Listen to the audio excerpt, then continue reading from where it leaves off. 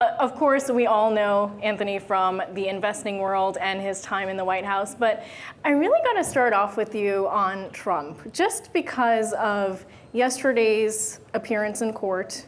We've got the poll numbers out with him leading in some key swing states. Okay. And so I'm curious, you have previously said that he could drop out of the race. He's gotten anxious. And it seems like right now he's doing the bombastic thing. So tell me what your thoughts are on that. I know him a long time. Obviously, I was in the White House for 11 days, but I campaigned with him for over a year. I traveled with him, and I kept a diary. So I did 71 campaign stops in 2016. And so I can tell you a lot about that life experience and what he's like as a person. But you tell me, he looked terrible yesterday. And I got that wrong. Someone asked me in the morning, how did you think he was going to handle himself yesterday? I said, well, he's in court. He's subject to the perjury laws. He's probably going to be controlled. I compared it to the second debate in 2016. I don't know if you guys remember that, but we had the Access Hollywood tape hit on October 7th. That was a Friday. The following Wednesday, we flew to St. Louis for a debate. And he handled himself quite well in that second debate, if you remember it or not, but it put him back in the game. I thought he was going to be like that yesterday. He was not like that yesterday. He was slightly unhinged. Now, attacking the judge, attacking the Attorney General. Correct. Now, having said that, despite my disagreements with the president, my differences with him on executive management skills, how he handled the presidency, the insurrection, happy to talk about all of that. I think what's happening to him here in New York is unfair. And I think 76% of the Republicans who have been polled say that this feels politically contrived. And let me just make two quick points. Look at the law that he's being prosecuted on. This is typically a law that protects smaller individuals, smaller businesses from large corporations. And that's not the case here. He is a fairly large entity in his own right, the Trump Organization. And they're saying he exaggerated his financial statements. I'm going to ask this rhetorically, what other real estate developers in the city of New York have done that? None of them. And so he's going to be the only one that they're selectively prosecuting. Go ahead. There have been a few, but this is a very high-profile scalp for them. And so my point is, I think this is helping him, weirdly, in the polls, because his base feels like this is, to quote him, a witch hunt. Now, the other two cases, I think he's got serious problems. If you study those cases and you look at what Jack Smith is saying about him, there is a potential situation where it unfolds that he did something with those top secret documents. Even if he showed them to his friends, that's obviously a felony. But what if he did something more nefarious than that? And again, I'm not accusing him of it. I'm just saying what if, because this is a big problem. You will lose your base. I don't think the MAGA crowd, as much as they love him and he thinks he can shoot people on Fifth Avenue, they'll stay with him. If you're selling secrets of the United States to our adversaries, I think most people are going to have a problem with that. I think most independents will have a problem with that. But the problem is, the President Biden, I mean, guys, come on. You just observationally, he's 80 years old, not 80 years young. And I think it's a mistake to stay in that game. And he's done a decent job. And you may disagree with me if you're a Republican. I'm more of a moderate. I think he's done a decent job. But to stay on and to return to the presidency at age 82, I think it's a mistake. And so we'll see. He'll likely do it because this is what people do when they have power. We're not designed for power. Does everybody understand that? The minute you get the power, if you don't have a grounding wire in your personality, you get a little crazy. And these people hang on. I mean, Chuck Grassley, I think he's like George Washington's grandfather or something like that. I mean, he's been there forever. I mean, he's not going anywhere. He wants to run for re-election at 96. The other woman from California, it felt terrible for her, Senator Feinstein. I mean, they're wheeling her in and out of places in the wheelchair. She dies in office. Come on, guys.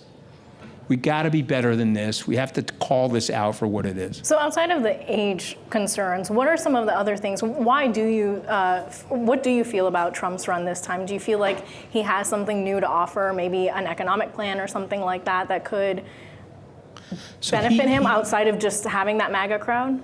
Okay, remember the number one thing you need to run for the presidency and win the presidency, the number one thing is name recognition. Number one thing. Remember, this is a popularity contest in the United States. It's not a hiring decision. Secondarily, we're focused on it because a lot of you are in finance and studying the markets, and so we're focused on the political situation. But the average American is coming home from work tired. If they vote, they show up, they look at the names, they say, oh, I recognize that name, and they vote for that name.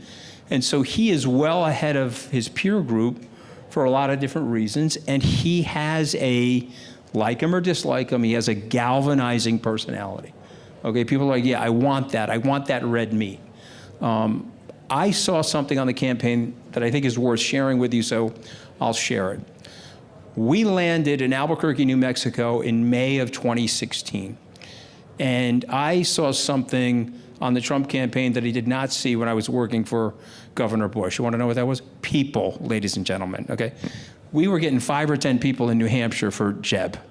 He had 9,000 people show up at the Albuquerque Civic Center, and he had 6,000 people in the overflow on the flat screens outside. When I walked in there, I said to a couple of my friends, I need to meet these people. Why are they here?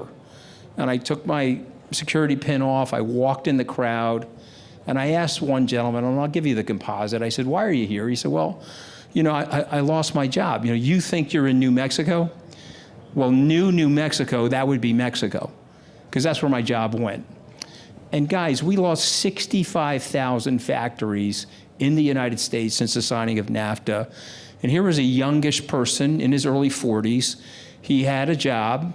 The factory moved. He was now working at Lowe's, and he was delivering pizza for Domino's at night. And he had 2 kids at home, and he was like, listen, I need help. We turned people like my dad, who's a blue-collar guy, we turned aspirational working-class blue-collar families into economically desperational working-class blue-collar families in 35 years. We have to address that.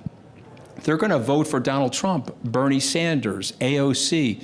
They're going to vote for the people that they think represent them and are the avatar for their anger. Now, 4 years into the presidency, the president didn't do anything to solve their problems or come up with any policies that would have benefited them, but they like him because he is sticking a finger in the eye of Wall Street, the media.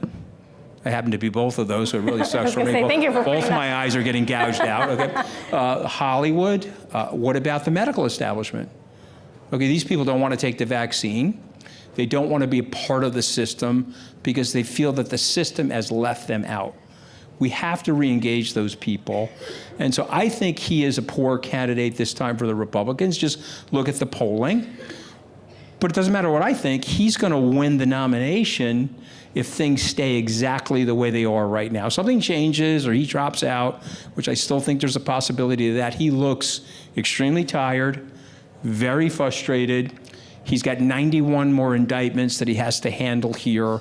It's going to be very time-consuming. The poll numbers, his internal poll numbers, suggest that if he gets convicted of something, it's going to hurt him with the independents. So he may. But he's the only person against Joe Biden right now where I think Joe Biden can beat him. And I know he's ahead of him in some of the swing states right now, but a year from now, you guys know, a year from now is a very long time in politics. Just think about October 7th, Access Hollywood tape exposure, November the 8th, 1 month and 1 day later, he goes on to win the presidency. Speaking of people in court, I have to go to the other person you know that recently was in court, and that's Sam Bankman-Fried. You tied together with his business in previous years, literally just before a lot of this came out.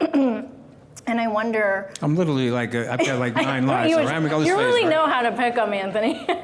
Well, you see, the thing about the media, and no offense, but the media, you know the story. If it bleeds, it leads. And so I've had 2 reasonably good disasters, and that's going to be the focus. But I've also had a pretty good, interesting life. You know, I was going to say, you're a famous done by reasonably association. well in business, and I'm having probably the best year that we've had since we started SkyBridge this year, after having a very difficult year last year. And so what's the message there? There's young people in this audience. You got to hang in there, no matter what is happening to you or what people are telling you. They have written my financial obituary 6 or 7 times.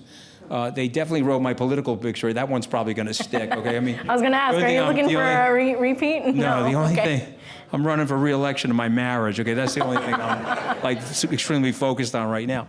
But the truth be told, I've had some hard hits. But you don't go from where I was as a kid growing up, okay? Tracy can identify this because she grew up in a similar neighborhood like me. You don't go from there where nobody in the family's educated, everybody's got a blue-collar job. You end up figuring out a way to go from Tufts to Harvard to Goldman, and then out of Goldman into 2 reasonably successful businesses. You don't get there without taking risk. Oh, by the way, when you take risk, you induct failure. You can't look at the game and say, you know what, I'm going to go 10 for 10 in this game. I'm going to get some things wrong. If you're a high-profile person, you're going to get nailed, and they're going to publish some really bad stuff about you. Last year, the New York Post had me in a boat sinking with a load of Bitcoins on them. I think Bitcoin was at 16,500. It said the SS Mooch. They made me look like Tyrion Lannister. Okay, you know, so I was like a little, it was horrific. It was total horrific caricature. My kids over the weekend made a T-shirt of this picture and presented it to me today, you know, when Bitcoin hit 35,000. My point is, you got to hang in there. If you're going to listen to the naysayers or you're going to really care what other people think about you, you're making a very big mistake. Focus on your dreams and how you're going to execute your dreams. Which we're close to end of time, so I want Thank you.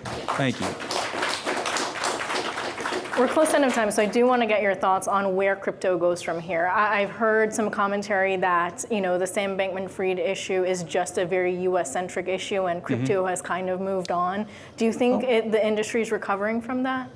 Okay, so I got to spend 30 seconds on him. More. Okay. Yeah, go. I know we're running out of time, and then I'll answer that because you. So I liked Sam. I want to be very, very clear on that. Did Sam commit a fraud? Yes, he did. Okay, I'm not in the Michael Lewis category or my very good friend Kevin O'Leary category. I saw what he did firsthand, and he committed a crime, and he committed fraud. And he's going to go to jail for a very long time. But I'm not going to revise history, ladies and gentlemen, and pretend I didn't like him, didn't know him, got to know his family. Mike Novogratz said last week on the eve of his conviction that he liked him as a person. He thought he was a nice guy. He was a nerdy, introverted, nice human being. But he did something very malevolent, and I'm just going to say to you, the reason I talk about it is I don't want to be that guy that runs from things when you make a mistake. I want to be the guy that can talk to my clients or my family or the journalist or whoever very honestly about it. And here's the mistake that we made, and you should really think about this as an investor. There was some groupthink. We had venture capitalists and sovereign wealth funds and billionaires that lost money. I'm not going to mention their names. They get so mad at me when I mention their names because they're all hiding from it, trying to pretend it didn't happen to them. But it did happen to them. So there was some groupthink. The second thing that happened is there were 4 people that controlled the money at FTX, Alameda. And if you want to commit a financial crime, you tighten the circle. You have 3 or 4 people running it together. Go back to the Madoff crime. It was him, his brother, his assistant, and an accountant. Several billion-dollar crime. They got it to go for 30 years. Sam was doing that. And I would encourage you, when you're doing due diligence on a private company or a hedge fund, what are the checks and balances in the system? How many keys got to get turned before money gets released somewhere? And you want to go with the people that are very formal about that. You know, 50 or so different people have to look at something at SkyBridge before something goes out the door. There's always going to be a person of conscience when you have a lot of people looking at it, not just 3 or 4. You asked about crypto. We're running out of time. It's going up. You'd be very foolish not to own Bitcoin. I'll leave it at that. We got 3 seconds left. All right. Thank you, Anthony. We're out of time. Pleasure to have you with us.